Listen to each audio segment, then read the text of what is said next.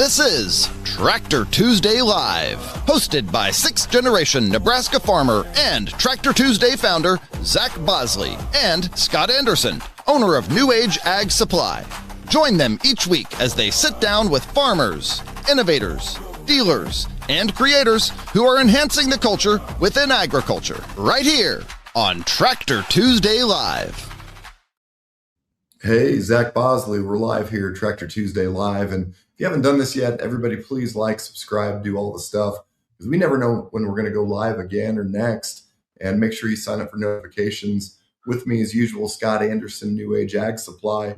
And today I'm really excited. I know Scott, as a devout carnivore, is as well. We've got Dr. Shawn Baker on the program. Shawn, how you doing today, sir? I'm doing wonderful. Hey, thank you guys for having me. I really appreciate it. And first of all, thank you guys for feeding people. I mean, it's such a, thankless task. I mean, every time I get in, on a show or event with, people that produce food, I'm like, thank you guys for doing what is hard. It's hard work, and all of us benefit from that. And so, you guys don't get enough credit. So thanks for doing that. Well, no, thank you. We really appreciate it. And, I was telling, Scott and a few of the other guys, I was kind of a carnivore hipster. I did it before really this whole movement took off. And it was really because of what you were promoting at the time, Shawn. And, a lot of folks in ag, especially the cow-calf guys, they look at what your impact has been for them, and the price of beef and everything else. You've done more than any checkoff dollars ever done for the cow-calf and the feeders out there. So, there's a lot of thanks to you to bring a little bit of attention on, what some might consider an extreme elimination diet. But I think that it works for so many folks out there. It's refreshing to hear it from a medical doctor. And if I'm not mistaken, your background is more so as an orthopedic surgeon. Yeah. My formal training is in orthopedics. I spent, about 2 decades putting people back together, replacing hips and knees and broken bones and sports surgery. And I did a little bit of trauma surgery over in Afghanistan. And so, yeah, I mean, I've been pretty enmeshed in the sort of the typical medical world. And I appreciate the nod for, I think a lot of people have impacted the price of beef. Some of it has to do with scarcity, obviously with the droughts and stuff. And that has something I had nothing to do with. Don't blame me for that. But well, and in my opinion, it's still too cheap. So, I think half my audience, I think the majority of the folks paying attention, they're all in food production. Right. I think we're all more willing to pay a premium for what we know is true and local and, better quality. And I think that's if you look at the percentage of household income, what food used to be versus what it is now, I think, maybe 1920s, 30s, you're paying 30% of your income's going to food costs. And now it's like 6 to 8% or something like that. So food has gone down, and we've had cheaper food. And I think our health has suffered because of that. And, it's one of those things where if we prioritize our nutrition, which we should, I think we'd have better quality of life. Absolutely. But, as you guys, I don't know where you're going to take the show, but I'll just mention, the new Dietary Guidelines have just come out. And some of you guys, I'm sure, are aware of that. And there's been a greater emphasis on particularly, whole food animal products like red meat, milk, eggs, and so on and so forth, which, heretofore have been, particularly red meat has been demonized pretty hard by the nutrition academic institutions, and some of the guidelines have reflected that in many ways. And so we're seeing a welcome change in that regard. And I do think in large part due to efforts of people that have gone on carnivore diets and proving that, hey, red meat is not killing everybody. It's actually in many ways helping people. And I know that, Robert F. Kennedy himself admits to being on a carnivore diet, or mostly a carnivore diet. So he's obviously been influenced by that. And since he wrote the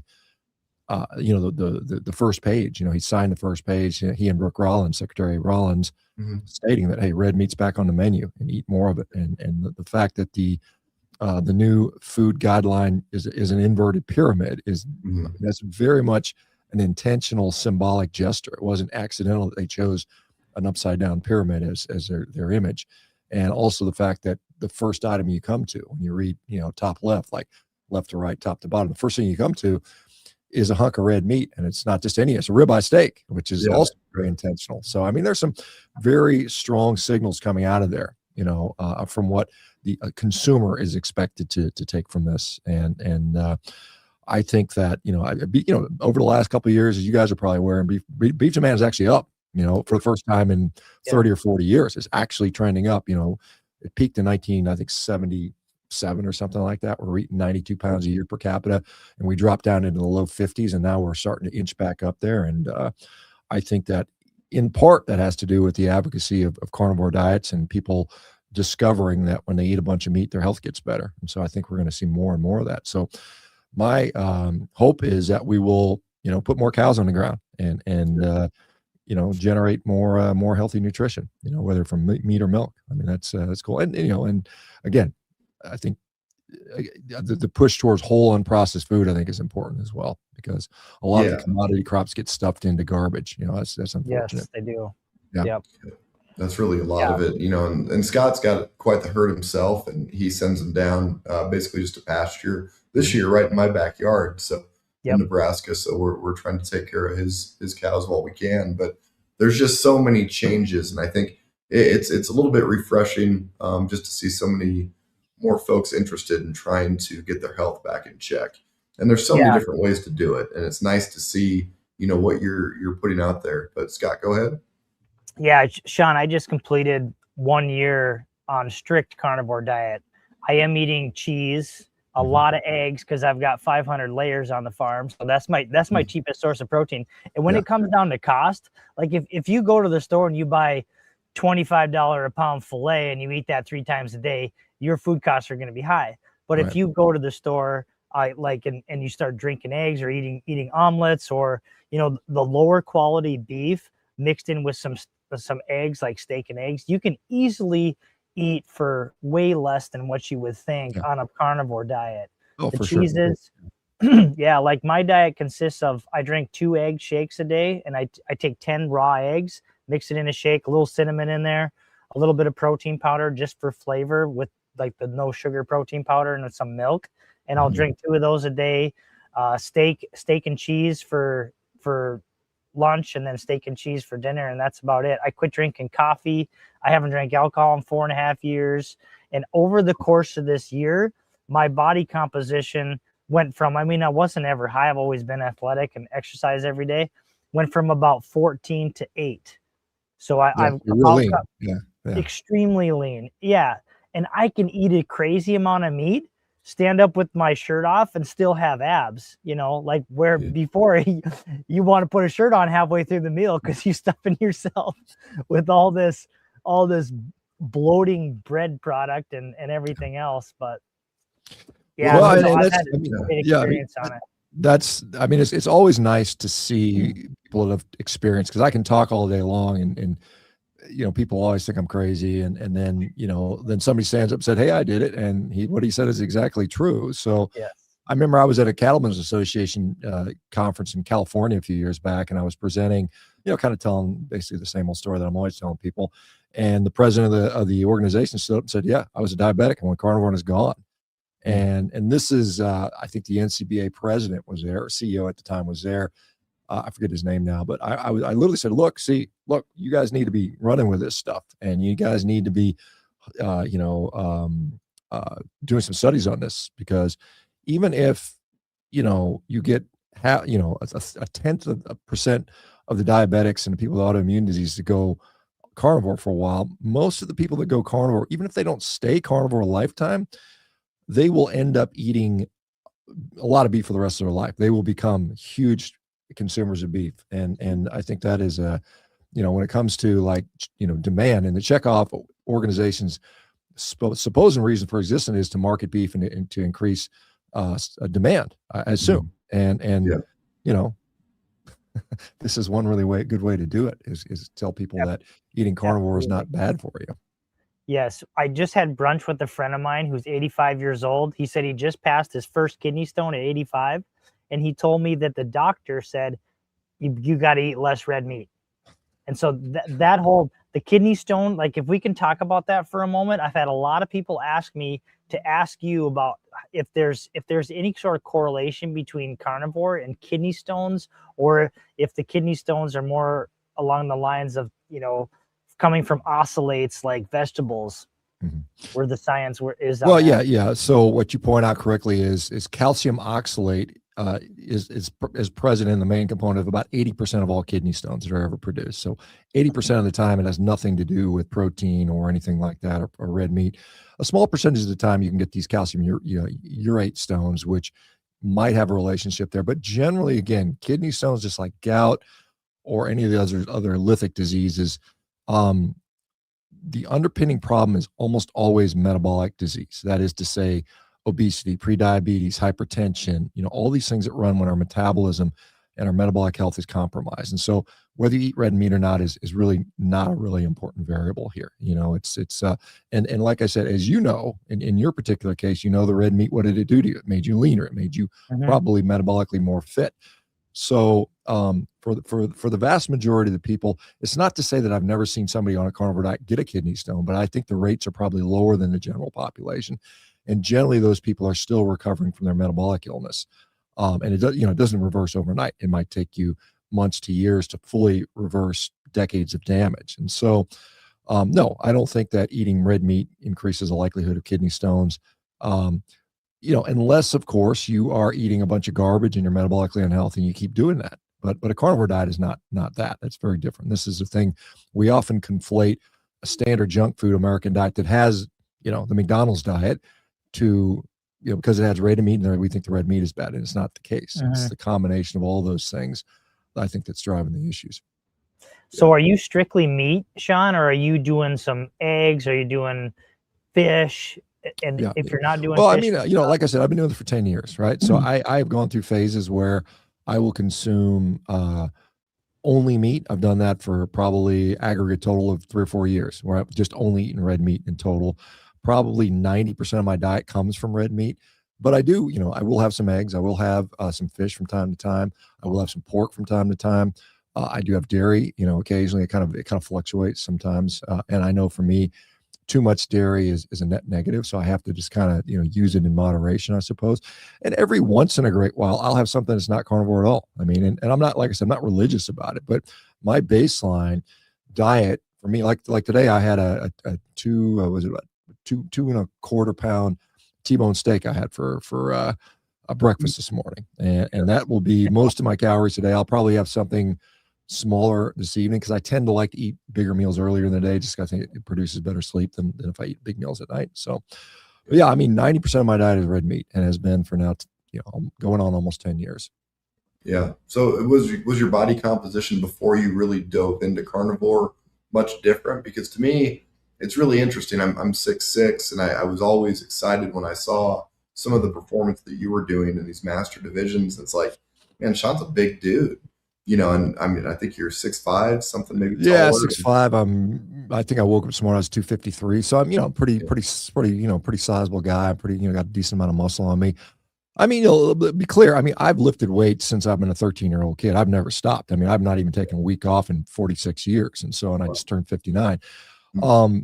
But I mean, when I was on a ketogenic diet before, when I went carnivore, I leaned up a bit, but honestly, I can sort of gain weight, gain body fat, get leaner within the spectrum of carnivore. It's not this, just by eating meat, you're automatically going to be lean. You can gain weight, you can gain body fat, and you can get lean. And it's often easier to do than say some of these other dietary strategies. But I've been anywhere from all the way down to 205. I got down to 205 in 2020, and I looked like a cancer patient. I was doing this. I was doing a very, very high fat, lower protein carnivore diet. Playing with, minimizing, just learning some stuff about how this diet works. And that was a personal experiment. So I got all the way down to 205. Wow. I was incredibly lean. I was probably, 8% body fat, something like that. Certainly sub 10. But I just didn't like being that skinny. I just wasn't. I mean, last time I was that size, I was, freshman in college or something like that. And I was like, this is not who I can, I can't handle that. So then I just blew right back up to 260 over about 3 or 4 months. I just ate like a, maniac, and spent I think when I turned 55, I remember, or 54, 50, I think it was 53, and I got really skinny. So 54, 55, I focused on putting on size, and I just lifted, got real strong, got, very, very strong, strongest I'd been in probably almost 20 years. And then over the last couple of years, and particularly these last 2 years, I've really focused on, more trying to become more athletic. And so sprinting, jumping, that type of stuff. So Did anyway. your, top end speed, did that go down with the additional mass, or how's Well, the it depends where you're movement? talking. On the rowing machine, no, because I've got, I've set multiple world records on concept 2 on the rowing machine, because you're not penalized for weight. It's the physics of that allow. It's actually, the bigger you are, the stronger you are. Also, you have to be cardiovascular fit, of course, but I mean, then you can go to town on that. And so the best guys on that particular piece of machinery are like 6'10" and big boys, 6'10", 260 or something like that. It's a big pull. Yeah, so it's a big long pull. So now, as I'm focusing on sprinting, on a track, the weight is a penalty. It's obviously there's no Olympic gold medalists that are 250. They're all, Noah Lyles is, $175 or something like that, 5'10". So I've got my goal over this year is get from about 255 probably down to about 235. So I'm going to slowly just, and the goal is to not lose strength and mass, or muscularity. So I'll be very, very lean at 235, and hopefully my performance will be what I hope it can be, which I think it will be. Here, we got an interesting question, and this always comes up, so I just wanted to address it. But it was, talking about the impact of, a carnivore diet on cholesterol. And I know it's a slippery slope, because they have a good, and then what they want to say a bad cholesterol. And I've always balked at that. I just thought, it's like just reading, the pressure of an engine.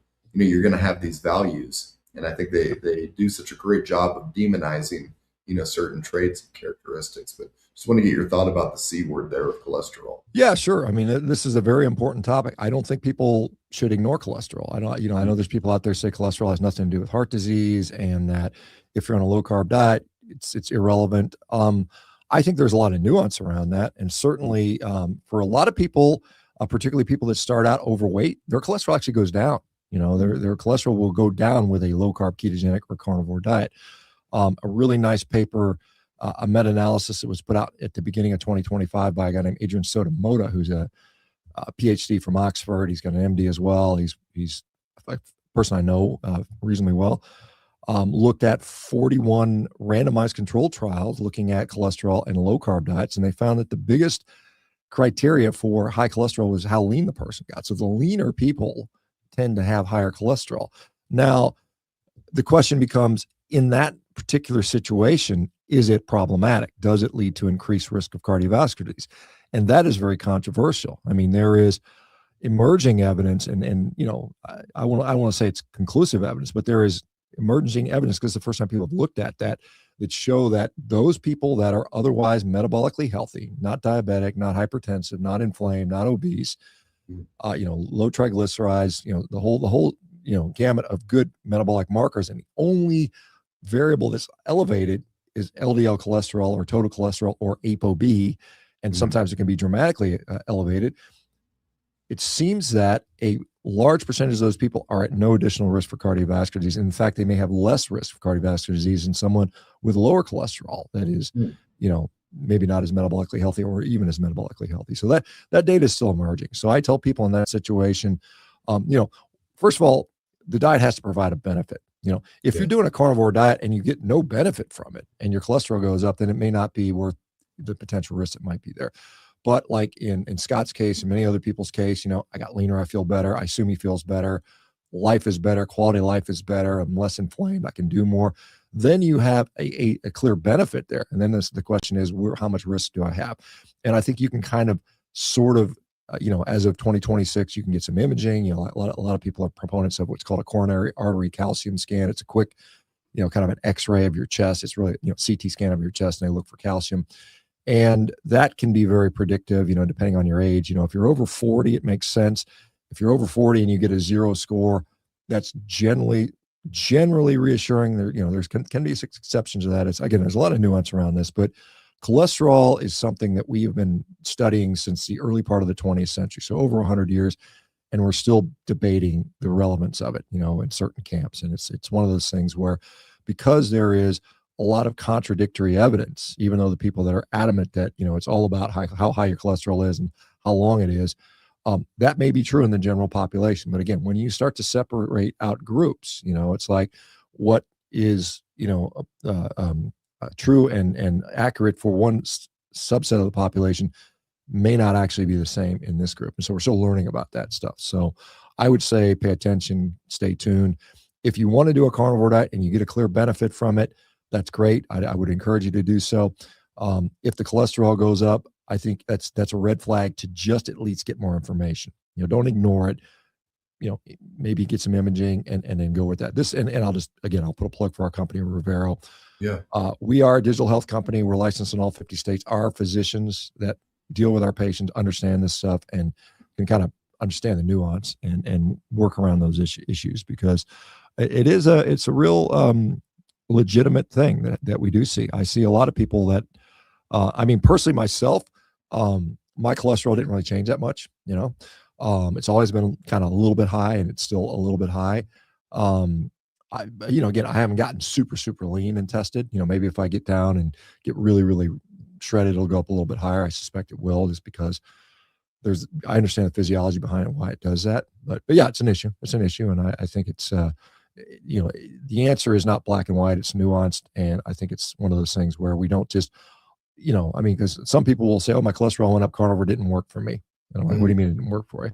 Did you feel? Yeah, everything else went better, but I couldn't tolerate because of the cholesterol. I think that might be a disservice to a lot of people. It means I never even heard of a CAC score until, again, I saw you post one of your results, and it was basically 0 or 1 or whatever the score was. You were at the bottom range, and I thought, well, if that's more indicative of heart health, this is really interesting, and it was new to me. Well, the other thing is, I do cardiac stress test about every day of my damn life, Right. Running sprints and all the rowing and all that stuff. So I've got a pretty good idea that my cardiac function is pretty good. So yeah. And also, and let me just say this, even though I am probably one of the world's largest proponents of this type of diet and the fact that nutrition matters, just as equally, so does sleep, so does exercise, so does, activity level, so does mitigation of stress, and so does, believe it or not, sunlight. Sunlight is a pretty powerful stimulant or sort of determinant of health. Mm-hmm. So those are things I like to kind of talk about outside of just nutrition. What about vitamin C? I've had quite a few people say, if you're eating only meat, unless you're eating like liver, you're not getting any vitamin C. And like I haven't noticed anything. My mental acuity is like, I can remember stuff way better now, like a year after carnivore, than I could before. Like it's insane. My mental sharpness, I can rest. Like I track my sleep every night. It's like 100% or 98% every night. And it's never been that way. Well, I'm not sure how directly vitamin C impacts sleep. I'm sure it has some effect on there, but as far as, and mental acuity, but as far as, you clearly are not going to get as much vitamin C on a strictly carnivore diet as you could on a diet that includes, fresh fruits, vegetables, and things like that. Red meat is, despite what the USDA says, is not devoid. Even just a plain old like ground beef or hamburger, ribeye steak, whatever it is, still has a small amount of vitamin C in it. It's like something like 10 milligrams per pound of meat or something like that. So it's not very much, but it's considered to be enough to prevent scurvy. And I've not seen anybody legitimately with scurvy on a carnivore diet. There's a lot of physiology that would indicate that, why this might be. We've known for about 150 years that red meat, fresh red meat was curative for scurvy. So, these Arctic explorers, when they got access to red meat, their scurvy would be cured. We've seen that, or it would prevent it. The problem is, you have the so-called limeys, the British sailors from the 1700s were developing scurvy on these long voyages. And the problem with that is they were consuming dried meat, salted meat, and it had a lot of carbohydrate in their diet, this so-called hardtack. And that situation, yes, scurvy is present, but if you can have access to fresh meat, and it doesn't mean like freshly killed off the animal, it's just not been, preserved or potted or salt, preserved for a long period of time, it staves off scurvy. There are a lot of mechanisms by which that may be potentially the case. We know, for instance, that the glucose molecule and the vitamin C molecule are almost identical, and they share the same transporters, so they compete with each other. So when glucose is very high, vitamin C absorption is decreased. We also know that, for instance, carnitine, which vitamin C participates in its metabolism, and function is supplied in spades by meat. You know, when you consume meat, it's high in carnitine, and carnitine has its own gut transporters. It's absorbed into the body, and so our carnitine levels tend to be high when we consume a lot of red meat. So then vitamin C requirements are lower. Vitamin C is an antioxidant, but when we go on low carb diets, our endogenous antioxidants are elevated. So our vitamin C requirements go down significantly when we stop eating carbohydrates, or at least that appears to be the case. And there's certainly mechanisms which would support that assumption. So yeah, I mean, the reality is no one gets vitamins, no one gets scurvy. And I know there's people say, well, maybe you have this subclinical deficiency that's going to show up. You know, I don't know when. 10 years I've been doing it. I'm waiting, still waiting. So it's just like, you know, it's really a non-issue in my mind. Yeah, Sure. that's interesting. What about fiber and constipation? Because I've noticed, you know, I've had, if I get too much cheese in my diet, Yeah. things can get backed up. Yeah. But if I'm more heavy on the meat, like it's a lot smoother that way. Right. Yeah. So, I mean, and that's a real phenomenon. I think cheese can be constipating for a number of reasons. One, I think the calcium component in there, we know, like if you look at a lot of, if people that consume a lot of antacids, you know, like Tums and stuff like that, or Rolaids, they will often have issues with constipation. Anybody that's done that will know that. And one of the reasons is because of high calcium content. So obviously dairy has a lot of calcium in there. And then also there's these compounds called casomorphones, which they have like opioid-like effects on our metabolism, on our physiology, including our gut. And what do opioids do to the gut? Anybody that's been on pain pills for a long period of time know that it can be very constipating. So I think those combinations with regard to cheese. So if you eat a lot of cheese, the same thing happens to me when I eat a ton of cheese. So I don't do that often, but every once in a while, you know, you go hog wild on the cheese and then you're constipated. But the issue with the fiber, you know, because we hear that fiber is essential. And even though it's, you know, they say, well, you know, males should be consuming around 30 grams a day and females 21 or something like that. The reason, and there are clear associations between a higher fiber diet and positive outcomes, longevity, decreased various different diseases and something like that. But it's not the fact that you have this indigestible, basically wood pulp sitting in your gut that's causing you to live longer or have better health. That's not the fact itself. It's what it does to the body. And so what can it do? Well, it can cause a decrease in glycemic excursion. So if you're eating, you know, a sugary food, let's just use the example, an apple versus apple juice. An apple juice has all the fiber removed and our blood glucose goes up very rapidly after drinking apple juice. If we eat an apple, that response is blunted because of the fiber. So what else could you do to limit your blood glucose response? Well, you could, you know, eat a carnivore diet where there's no carbs. That also does a pretty good job of that. The other thing, and there's a whole bunch of things I can go on here. One of the things we know about a high fiber diet in the context of a Western developed world diet, you know, in the third world, people are eating fiber because that's all they can afford. I mean, they're forced into a plant-based diet out of necessity. Almost, you know, they're lucky if they can get an egg, you know, or maybe they get a little bit of milk. But in the Western context, higher fiber diets are associated with affluence. You know, people that are wealthy buy fresh fruits and vegetables and whole grains, and you know, they're conscious about their health. Whereas the poor folks tend to eat a lot of the processed stuff, you know, the cheap stuff that they can get, the cereals, the potato chips, you know, buy one bag, get the second noodles. Ramen noodles. And that clearly is associated with lower you know, poorer health outcomes.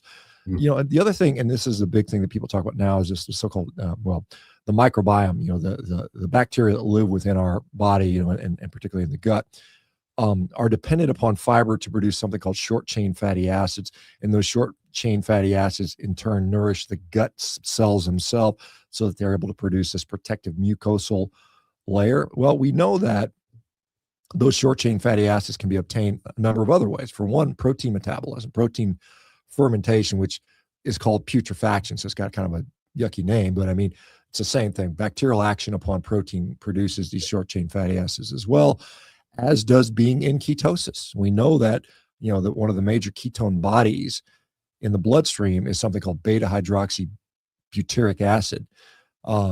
And there is butyric acid, which is the short chain fatty acid that fiber produces. So they sound very similar because they are. They're basically one hydroxyl molecule away, a little OH molecule, oxygen hydrogen molecule, and that easily is removed. And it's a very easily, they can go back and forth between the other. So if you're on a ketogenic diet and you got like ketone floating around, and your colon cells have a blood supply, the blood vessels get to all those cells, so they're being nourished the same way. So it's not necessary. It's not required. If you're on an omnivorous mixed diet, yes, conditionally it's beneficial.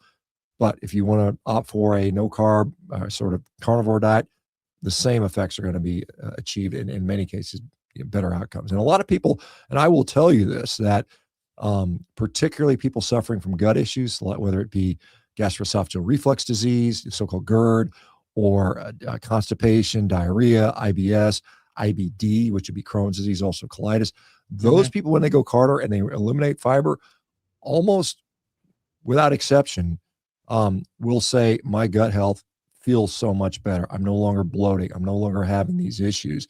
And it's hard to argue that is meaning, your health is worse because your gut feels better. I mean, it just doesn't make sense. And it's kind of this common sense stuff. It's like, hey, I shouldn't need, I shouldn't need my gut to hurt for me to be healthy. I shouldn't, in order for me to have low cholesterol and I feel like garbage so I can live longer, doesn't make sense either. Right. So there's these sort of common basic principles, which I think are just, my dog could figure that stuff out. Yeah. Yeah. Now here's another question popped up here regarding blood types. Do you see anything? I know there was a book I had a buddy that was really into, and you should try X, Y, or Z, Zach, you're O negative. And what do you think about the blood type? Well, I mean, and again, I kind of laugh at the blood type diet. I jokingly say if you've got red blood, then you should be able to eat red meat. If you've got green blood, then you can go vegan. I mean, if you're a Vulcan or something like that. But I mean, the reality is, and I've asked this question because I've been in contact with thousands and thousands of people doing carnivore diets, and every once in a while we'll do a little poll.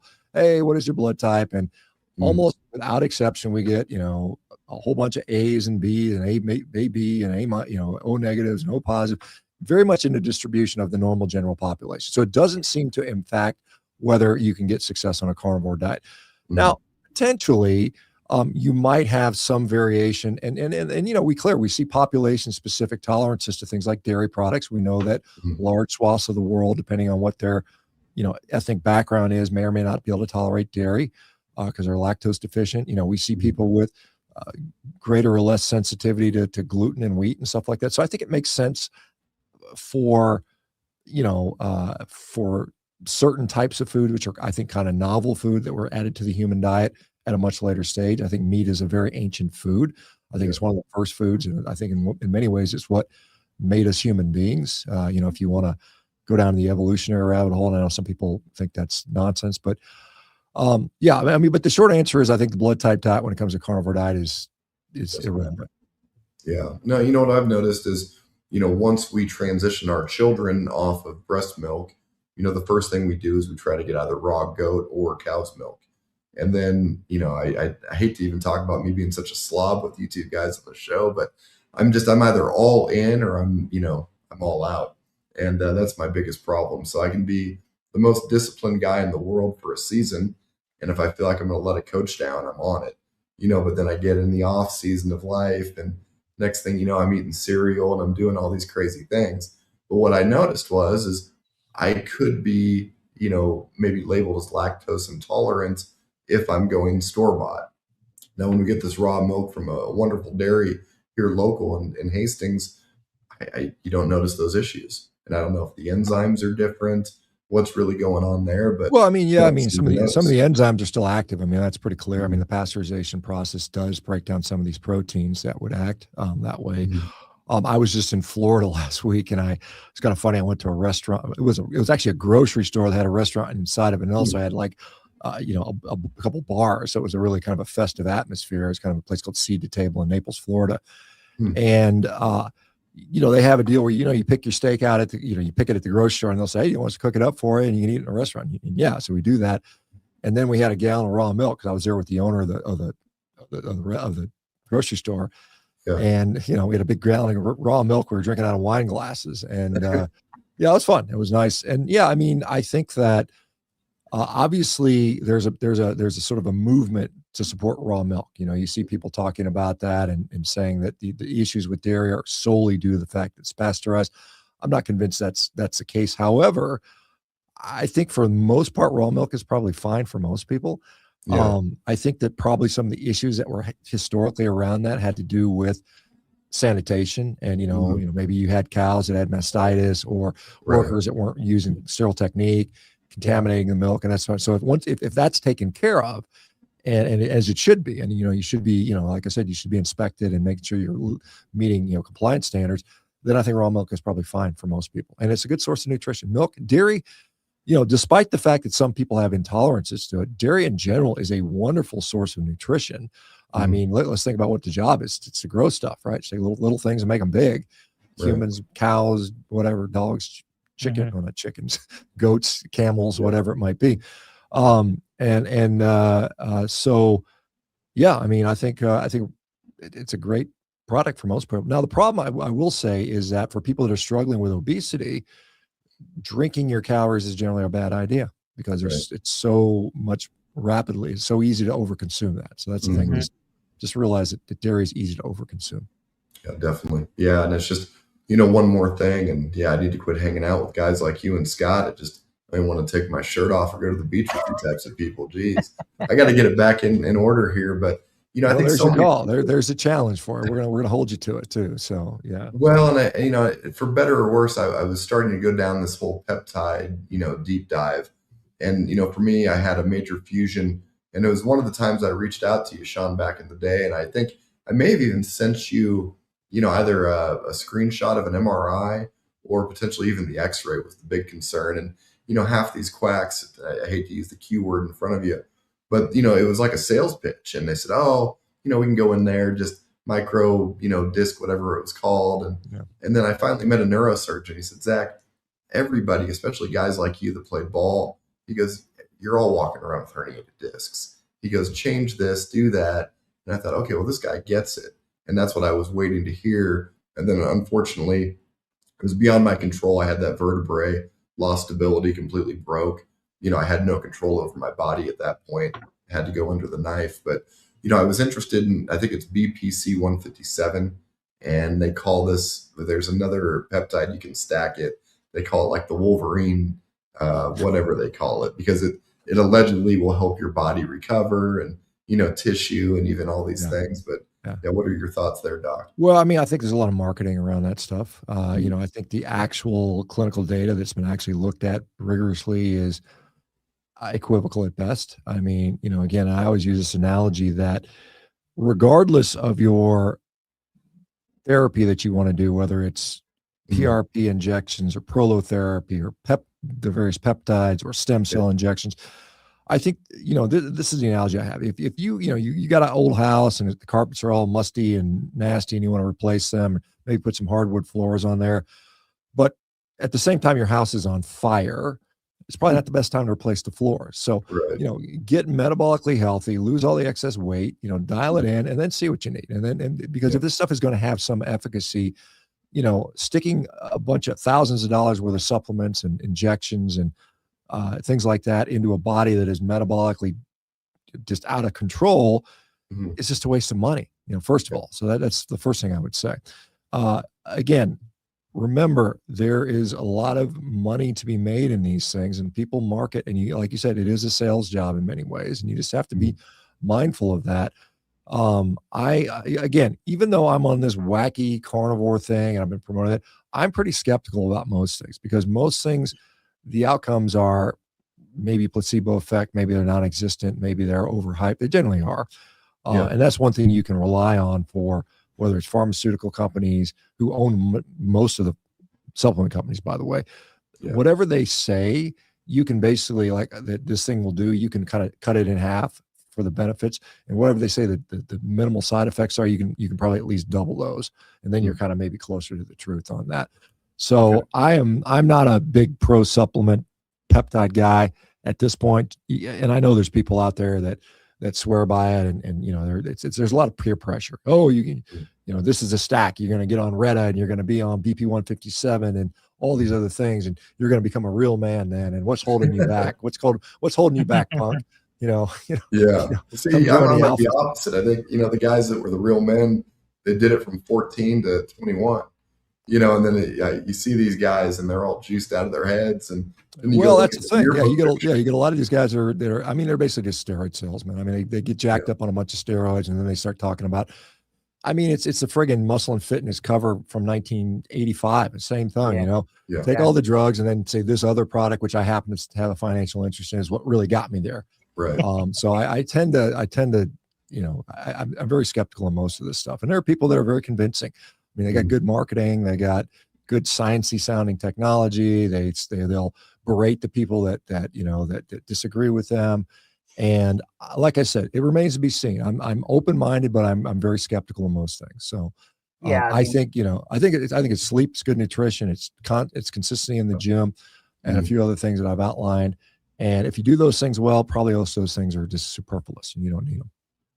If you follow the money, like even the clinical research is financed by pharmaceutical companies, and they have a positive outcome if certain things they hire the scientists. Like a lot of that stuff is masterfully kind of fixed to I mean, a lot of the research paper is basically marketing propaganda is what it ultimately turns out to be. And I mean, there's a lot of pharma sponsored clinical trials because they're expensive and no one else has the money to sponsor them. Like I said, I've been trying to get these nutrition studies done for years now, and finally, after yelling about it for 7 or 8 years, finally got a little bit of money together so we could do some of this stuff. But I mean, these things are, as Marsha Engel, the former New England Journal of Medicine chief editor, said, I can no longer trust these journals. I mean, I can't trust any of this data anymore because it's been so manipulated. And the fact that, a pharmaceutical company can conduct a, randomized control trial or whatever it might be, and submit their data and only submit their summary of the data. They don't even have to show the actual findings. They don't show the raw data. They can keep that and call it proprietary. So we don't have to display that. So who knows if it's fabricated, who knows what they left out. And a lot of times they'll leave out data that does not support the outcome they want that leads to sales. And so, we're in a time where, I mean, as you guys know, with AI, you can't trust what you see anymore. You can't trust what you can hear, can't trust what you read, can't even trust what you see. And so it's a tough time to try to make decisions. It was easier when you had three public TV channels and that's all you had to think about, PBS, or was it CBS, NBC, and ABC when I grew up, in the 1970s, like maybe. Well, and it could be argued it was easier to get brainwashed too, and then here. I mean, it's true. I mean, it's true. But I mean, again, now we have a lot of conflicting opinions, which I think is hopeful. It's helpful because it's open to people's minds, but then it's very easy to get trapped in that. And it's very persuasive, particularly when you start seeing stuff that's manipulated that you have no idea it's been manipulated, and it's creatively edited so that it leaves out the context. So now you become radicalized. And I mean, this is around a lot of things, not just nutrition. I mean, it's a tough time. With all that said, is there any other form of supplementation as far as, I mean, you get so much protein from the red meat, so I highly doubt you're kind of a whey or any sort of, protein. Yeah, I mean, I'll just comment. I mean, I think whey protein is a very good source of protein. It's probably one of the top ones. I mean, there's been new papers indicate that maybe casein's maybe a little more effective, but I mean, certainly whey protein has stood the test of time for those that tolerate it. Again, I don't think we are designed inherently to be consuming powders. I mean, that's just not something you find in nature. You don't go out and find powder on a tree, or maybe some mold powder that would kill you. But so I mean, whether it's flour or sugar or protein powder, we're not designed for that. However, if we're going to do that, then whey protein is a very good source of protein. I mean, eating 3 pounds of meat a day, I'm not hurting for protein. I mean, I've got 300 grams of protein right there that I get easily, and I have no problem hitting protein goals for me. And again, I sort of maybe optimistically think that we should be able to get what we need as a human being from food. I know it sounds kind of crazy. We live in a time where everybody wants to supplement this or that, and they think that you guys as farmers, I mean, they talk about the soils are depleted and all the stuff that's caused a decrease in the quality of the food, and maybe some of that's true. How much it requires you to supplement, I don't know. Again, I'm just a guy that eats a bunch of meat and seems to be doing pretty well and sees thousands of people doing the same. So I have no supplements to sell. Maybe if I were selling supplements, I'd have a different opinion on supplements, right? You know? Yeah. Well, farmers are pretty similar to doctors. I mean, we basically work for the same pharmaceutical companies. Like Dow Chemical owns almost all the herbicides. They own Monsanto. I mean, and there's a revolution happening in farming right now where people are trying to figure out how to use less commercial fertilizer, less herbicides. People are seeing how the animal impact, like I was a straight up grain farmer, corn, soybeans for the last 20 years. And now 4 years ago, I bought cattle because I learned about the regenerative strategy you can do with cattle. Yeah. Otherwise, without animal impact on your row crops, you have to supplement with this commercial stuff, which kills all the good bacteria, mycorrhizal fungi, like all that stuff. I mean, there's a whole Joe Salatin and some of these guys you probably heard of. They have a lot of great topics about this. And I was at Joe Salatin's farm last summer talking about this stuff. And anyway, it's just interesting the control that 5 or 10 companies have on basically the entire food industry. Yes, I mean, you know, like I said, there's a lot to do with our food system, and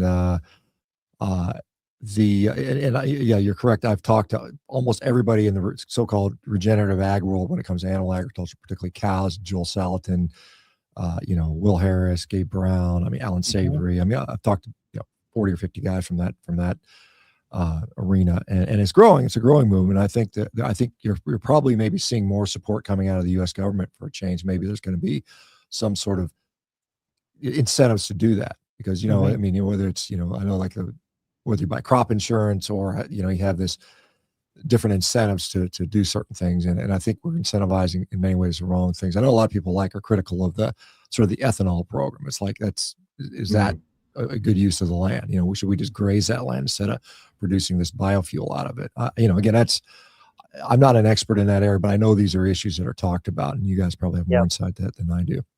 Yeah, and it's interesting. A lot of times, a lot of this data is just cherry picked, just for a headline or a title. And what's interesting about ethanol production, they never talk about the dry distillers grains. And so that's in theory in more cattle field. Yeah, exactly. Yeah. They won't talk about that, but if you want to talk about the electric car, they won't talk about the mining side of everything for the lithium and the logistics behind. And so they can kind of cherry pick that just in the same way they do with a lot of this medical data that's out there. So I think the moral of all of these stories is let's get healthy, and it's a daily battle for me. And I'm envious of you two for just the discipline. And I've always lacked that. And I never had met Scott in person until probably maybe September. And I was like, holy cow, this guy's like a pro wrestler. He's just jacked out of his mind. And I'm thinking, man, another one of these guys, and it's embarrassing. I've got to get my stuff together. Well, get after it, man. Oh, I know. It's easy to make these excuses. Got to make it happen. Don't make excuses. Don't accept your mind. Don't set, have the mindset that I'm not going to fail no matter what. And that's what it takes. I tell this to my patients. I said, look, you can live the rest of your life as a sick person, or you can decide today that you're no longer a sick person, and you just make it happen. And, right. and like I said, if it's important enough to you, you'll make time rather than making excuses. And I think as you get older and older, and that mortality window is it's closing a little bit, you start to appreciate your health and what it takes to get there. And like I said, I didn't start this. I mean, I always was an exercise guy. I always worked out, hard trained. I was always a pretty pretty decent athlete. But it wasn't until my sort of early 40s where I started to realize that, hey, I gotta do something on the nutrition side too. Yeah. And I didn't even, I didn't switch this carnivore thing until I was almost 50. And so, it's not too late, but starting earlier I wish I had started earlier. All I can say is that I wish I had started earlier. So a lot of, for most people, if you had the discipline to do it, you'd already be doing it. And I think, I'm not sure what Rivero is, your company, but I believe that some of the stuff you do is help people get dialed in on their nutrition and stuff like that. Yeah, that's a good point, because a lot of people know what to do. and a lot of people have done it sporadically over the years, but developing that sort of mindset, that the discipline, because it is discipline. It's not like I said, motivation is fleeting. I'm not often motivated to go work out in the gym. I'm not feeling particularly motivated today, but I'm going to go do it, and I'm going to get after it when I get there. But I'm not motivated to do it. So I just have that sort of I just built that into the day, and just kind of do it regardless. But yeah, I mean, at Rivero, we have a lot of people that that really need motivation, they need accountability, they need support, they need question answering, they need different strategies, they need a supportive team. One of the things I found, talking about people that had success with their health, with regard to diet in particular, is like, if you have support at home with your family, at work with your fellow employees or bosses, your friends, and just as importantly, if not more importantly, your physician, you are about 30% more likely to be successful. And those people that don't have that supportive environment around them are going to struggle. And so, you can, again, these are things that you have control over in many cases. And so we have, like at Rivero, of course, our physicians are very supportive of this stuff. And that's the whole point of why we exist, is to get people that want to, fix their lifestyle maybe for the first time in their life, or sustain it more or less. And I meet with those patients. I personally meet with all the patients a couple times a week, or I make myself available to them through, large group meetings, and, kind of continue to sort of motivate these folks. So are you still active on the orthopedic side? Or are you doing No, surgery? I don't do any more surgery. I stopped doing that about 10 years ago. It was it's not possible to dabble into that. I mean, realistically, it's just not good for anybody involved. The patients, for you as a surgeon, I think you got to be all in. I found that I have a lot more personal satisfaction in what I do now. I mean, surgery was fun. I enjoyed doing it. I obviously impacted a lot of people's lives in a positive way, made their knee feel better with new knees or hips or whatever it might be. But it's the amount of transformative health I'm able to do now through this is orders of magnitude different. I mean, it's just so much more rewarding. So do you mind stepping us through real quickly, just if someone's interested in Rivero, what's the process? What does that look like for a potential? Yeah. So if you go to Rivero.com, there's a phone number. You just give us a call and we will initiate the process. You meet with an enrollment advisor. They will determine if what you have is something we treat, because there are some things that are not amenable to digital care. You can't treat broken bones over the internet, as much as we'd like to. You can't do that yet. We don't quite have the Star Trek tools to scan some, the tricorders or whatever they had. But I mean, we treat, metabolic issues like obesity, diabetes, metabolic syndrome, prediabetes, hypertension. We treat a whole host of autoimmune disease. We treat a bunch of inflammatory conditions. So if those things are part of your, it doesn't have to be the only thing you have, but if you have one, if that's one of the things you're suffering from, then we can accept you, assuming you're not like on your deathbed, or you got to have some level of ability to use an internet, and that type of stuff. Then you will then be entered into the program. We will you'll have access to our app. You'll then meet with you'll get labs ordered. You'll meet with your physician. The physician will design a plan for you. You'll meet with your coaching team. They will help you to optimize and initiate the plan. You'll have weekly check-ins, daily feedback that we'd like you to upload, so that we can monitor your progress and then make adjustments on the fly. Very often our patients start just deprescribing medicines within, a couple of weeks. We're like, hey, your blood pressure is normalized. Let's get you off these blood pressure pills, or your diabetes is getting better. Let's decrease these doses, and so on and so forth. And then most of the patients will stick around with us on average about 6 months. And by the 6 month point, most of them are kind of cured or sufficiently healed that they don't need our ongoing support. So that's kind of the model. It's not a very good business model in the fact that it's not we've got you for the rest of your life. You just need to take the pills. That's what the pharmaceutical model is. You take these weight loss shots for the rest of your life, and at $1,000 a month or whatever it is, or whatever they negotiate. They'll negotiate the price down a little bit. But again, I think it's the right way to do medicine. It's the ethical way to do medicine, and I'm very very proud to be associated with that. Yeah, that's awesome. Yeah, that's great.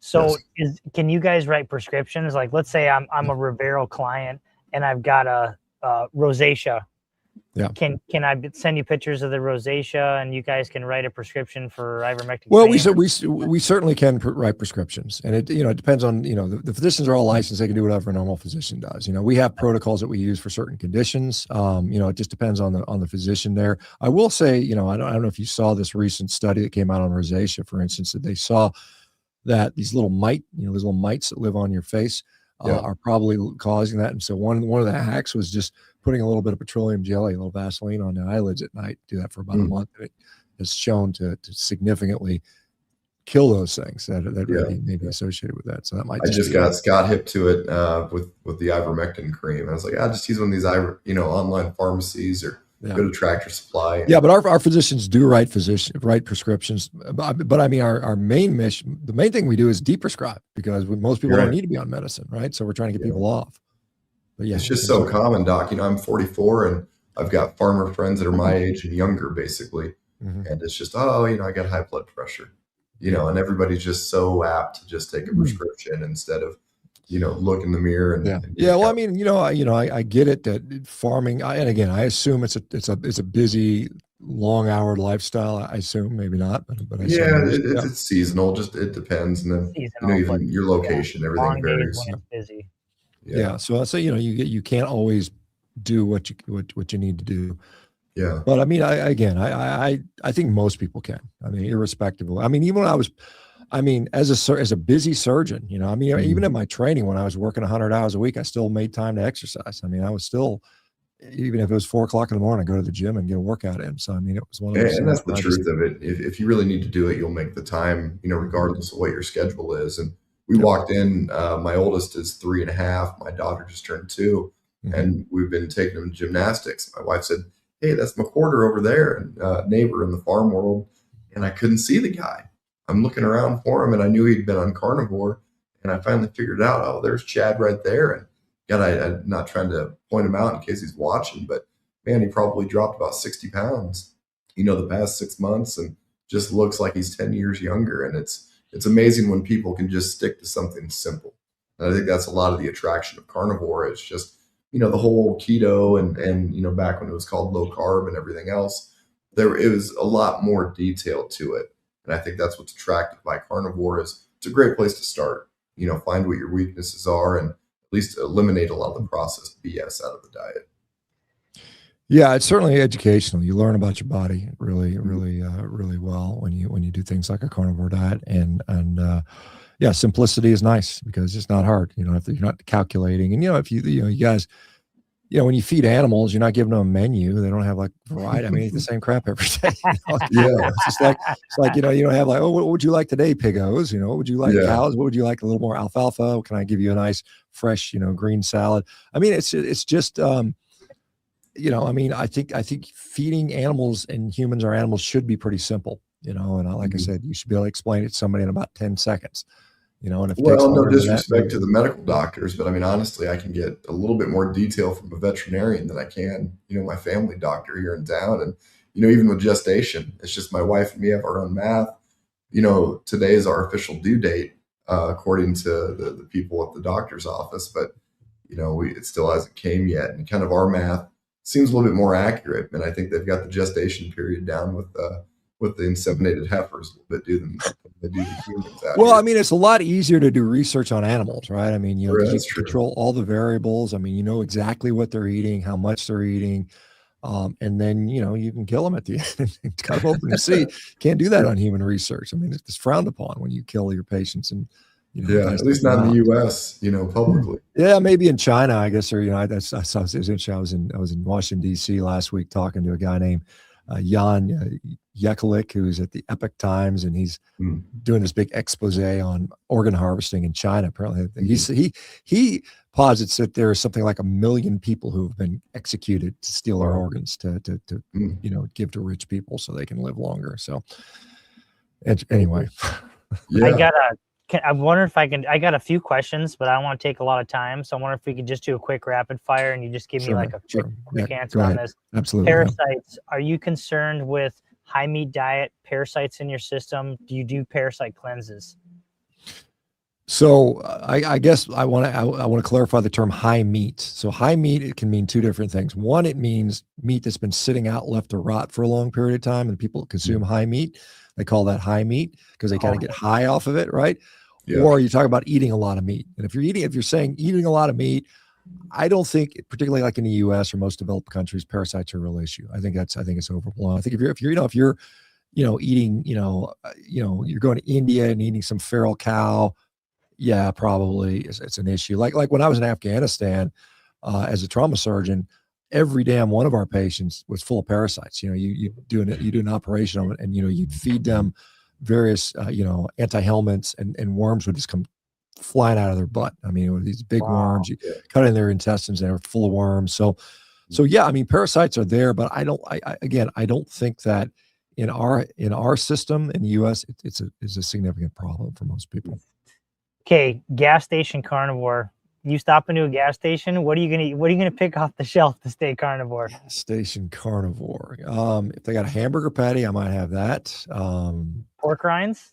Yeah, I mean, pork rinds are okay. I mean, yeah, pork rinds are okay. I mean, as a snack. I mean, obviously, I don't really use gas station as my most common place to get food. Yeah, I mean, I'd have to look specifically, but yeah, I mean, if they have single item foods in there, you might get some like boiled eggs or something like that. You might be able to find it. You might be able to find some cheese, sticks or something like that. Maybe a little bit of, lunch meat or something like that. But again, I wouldn't make that the mainstay of my diet.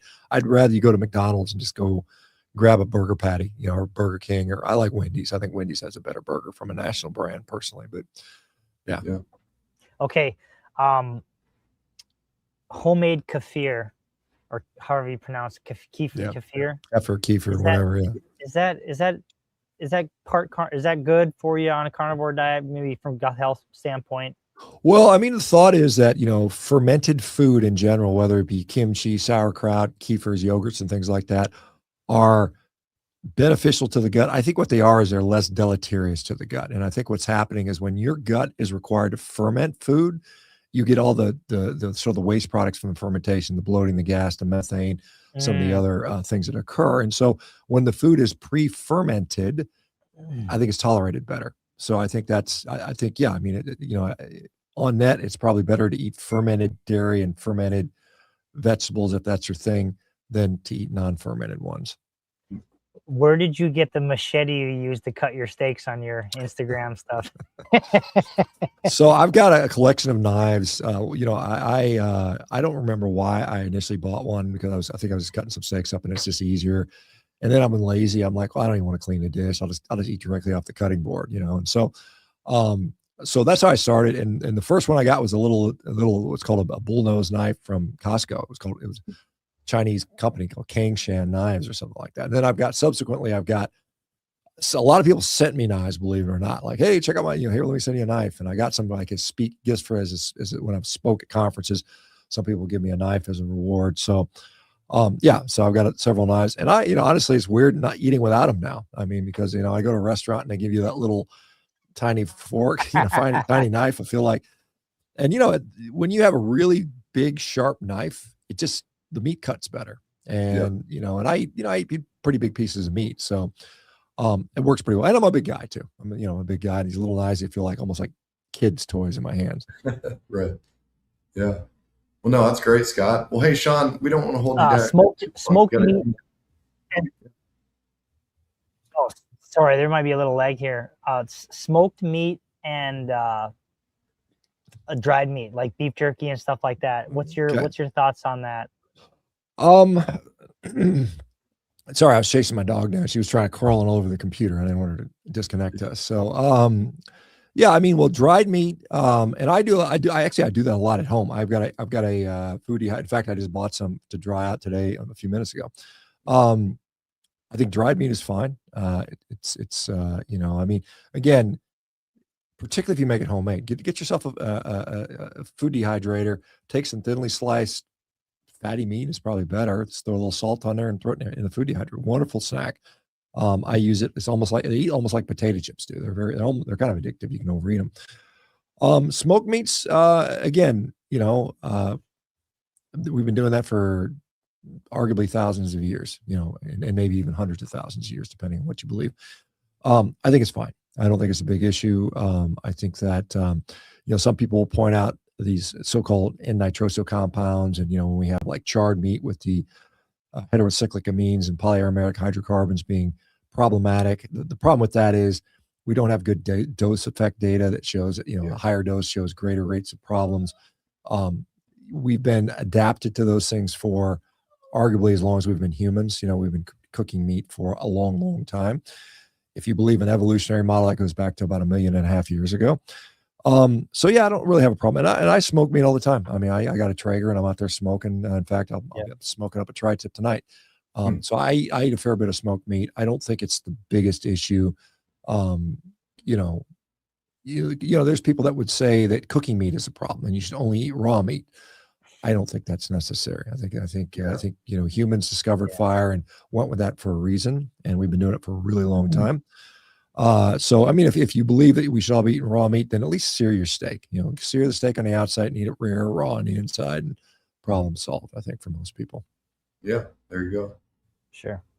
You got any more rapid Thank ones, you. Scott? Yeah, well, no, that's good for now. Probably a good spot. Well, hey, Shawn, do you mind plugging more of your socials again one more time for everybody out there watching? Yeah, sure. So like I said, if you're a patient, you got some sort of health issue, you want help, check out Rivero.com. That's REVERO.com.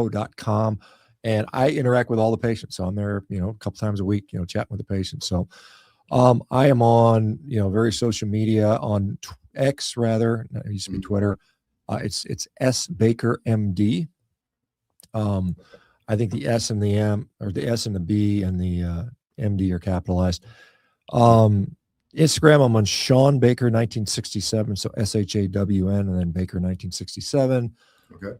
I'm on, let's see, what is the other one? Shawn Baker MD, I think, is my YouTube channel and my Facebook and my TikTok, and I think I might be on Spotify now too. And I think somebody wants to open a Threads thing for me as well for some reason. I don't really care. But a lot of carnivores on Threads yet. So yeah, I don't know. I've never even looked at it. I know it's kind of like the more sort of liberal leaning side of the social media curve, and for whatever reason, and I don't really care, but there seems to be more people that tend to be a little bit more right leaning, more favorable to carnivore. I mean, I don't think it should be political. I think all humans, irrespective of your race, religion, creed, political belief, should be eating good quality food. I mean, that's essential. We should all, and the better our quality nutrition is, the better our mental health is, and the less crazy we are. Well said. I think that's the big thing, guys. It's just, this is probably more so for myself. Just get serious, get after it, and put the excuses aside, and just eat better quality, food. I don't care if you're a vegan, a carnivore, whatever it is, just get better quality food and skip the processed BS. We don't have time for it. Yeah. I mean, don't eat like a kid. And I mean, you're not a kid. Eat like a grown adult. And I think that solves a lot of the problems. So yeah, no, that's great. I just want to encourage everybody to follow Shawn on social media, watch his Instagram posts. He's constantly talking about, you recently did one about kidney stones. You talk about diabetes and people who have went from 800 pounds to 250 pounds that you've met, and through the carnivore diet. It's just, it's inspiring. You're going to learn a lot, and you're going to be inspired if you follow Shawn and watch his YouTube videos, his interviews with Joe Rogan. We just want to thank you for what you do, Shawn. You're speaking the truth, and we're just glad that you stepped up out of the darkness and into the light, and are shedding some light on nutrition for people. It's just, I'm so grateful for that. Well, I appreciate it. Thank you very much. And, we all got to share the message. And, this sort of Make America Healthy Again movement is going to be grassroots. Government ain't going to do it. Despite who's in there, we got to do it ourselves. So anyway, thanks for having me on, guys. Yeah. Excellent. Well, for Shawn Baker, Scott Anderson, I'm Zach Bosley, Tractor Tuesday. Again, make sure to like, subscribe, and get those notifications. I don't know when we're going live again. I think maybe our producer's got a clue, but just for that, we'll sign off now, and we'll catch you next time at Tractor Tuesday Live.